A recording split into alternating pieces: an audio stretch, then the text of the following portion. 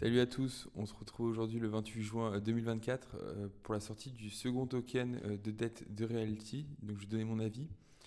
Pour rappel, je ne suis pas un conseiller en investissement ou quoi, je suis juste un particulier, un random sur YouTube qui donne son avis. Donc faites votre propre recherche et forgez vos propres avis. Donc on se retrouve sur la plateforme Realty, c'est un marketplace, là vous pouvez acheter des tokens. Euh, que représentent les tokens? Tout simplement c'est des actifs. Donc par exemple, ça peut être de l'actionnariat d'une maison. Donc en gros, c'est des parts de maison que vous achetez. Mais là, ce qui est intéressant, c'est que c'est la seconde fois qu'ils vont faire de la dette. Qu'est-ce que ça représente? C'est que si quelqu'un veut acheter dans le cas précis, là, c'est quelqu'un veut acheter un appartement, il a besoin de cash. Donc tout simplement, il lève de l'argent tout simplement, et il s'engage à rembourser. Donc le taux, il est de 10,50. Pourquoi on lui donne de l'argent, entre guillemets, comme ça? C'est qu'il met en collatéral l'appartement qu'il veut acheter. Donc là, vous avez des photos, hein, c'est dans une grande tour. Ça fait un peu GTA avant, mais oui, Need for Speed, je sais pas. Enfin bref. Donc voilà, c'est les condos classiques d'Amérique. Donc oui, j'ai oublié de le dire, la dette elle est au Panama. Appartement, bon voilà, c'est qui va être un peu refait. C'est un peu du crowdlending et crowdfunding.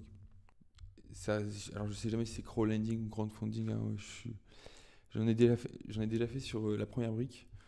Moi, ça me correspond pas du tout. Surtout que c'était illiquide sur la première brique. Là, l'avantage de Realty, c'est que vous pouvez vendre votre token sur le marché secondaire. Donc, vous pouvez récupérer votre cash ou perdre du cash. Vous pouvez vendre à perte aussi à tout moment.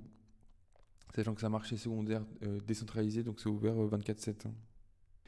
Mais moi, pourquoi ça ne m'intéresse pas du tout? On va le voir plus bas. Donc, en haut, vous avez les photos, vous avez la géolocalisation du bien. Vous avez aussi la loan to value, c'est le lexique un peu du RMM, enfin tout simplement de la dette. Vous voyez qu'elle est de 65%. C'est-à-dire qu'il emprunte 65% de la valeur du bien. Donc je sais pas combien ça fait 1,2 million là, c'est marqué là. Et là ils vous disent, donc bien sûr il fait du prêt, donc là j'ai oublié de dire la durée max c'est 5 ans. Donc au bout de 5 ans, s'il n'a pas remboursé, on devient propriétaire du bien qu'il a collatéralisé. Moi je pars du principe qu'il va rembourser, hein, parce que quand vous levez de la dette, vous partez du principe que vous allez rembourser, sinon vous perdez tellement d'argent, ça sert à rien. Alors bien sûr, il y en a qui ne remboursent pas, mais pareil, on ne sait pas qui achète. C'est pour ça que j'aime pas trop ces jetons. Et donc, il peut rembourser, il peut faire diminuer sa dette à la date anniversaire du prêt. Donc, je sais plus, là, ça va être le 1er juillet ou 1er août, quoi. Donc, à chaque été, il peut réduire. Oui, j'ai oublié de dire aussi, les 2 premières années, il peut pas réduire sa dette. C'est-à-dire qu'il est obligé de juste payer les intérêts. Et à partir de la deuxième année, entre la 2 et la 3, là, il peut commencer à réduire sa dette et faire des remboursements anticipés tout simplement. Donc par exemple, au bout de 2 ans, il décide de rembourser 20% de son prêt. Et ben, vous avez 10 dollars qui arrivent directement sur vos toilettes. Mais pourquoi j'aime pas du tout ces tokens de dette, comme je disais, c'est que déjà, je pars du principe qu'il va rembourser. Donc, ce que vous allez récupérer, c'est du cash. La durée max, c'est 5 ans.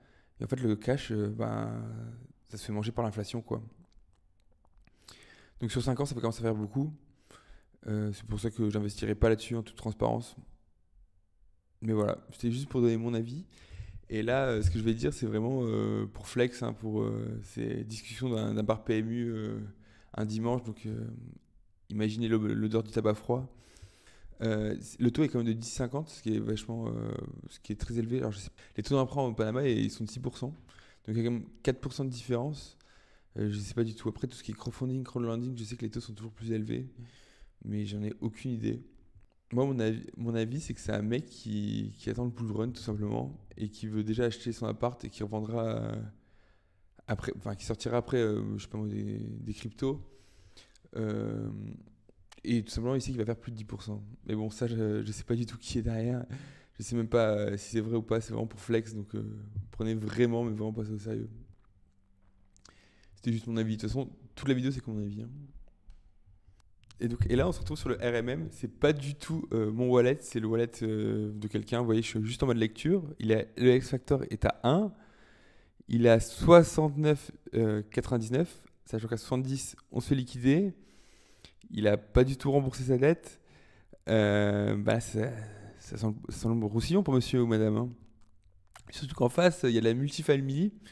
Donc, sachant n'oubliez pas qu'il y a un discount, hein, donc de moins 10%, je crois. Donc, peut-être qu'aujourd'hui, il y a des beaux petits tokens à choper. Et je pense que ça va vite partir. De toute façon, c'est quasiment sûr que ça sera un bot. Et voilà. Donc, c'était l'astuce bon plan du jour. Allez, ciao, ciao.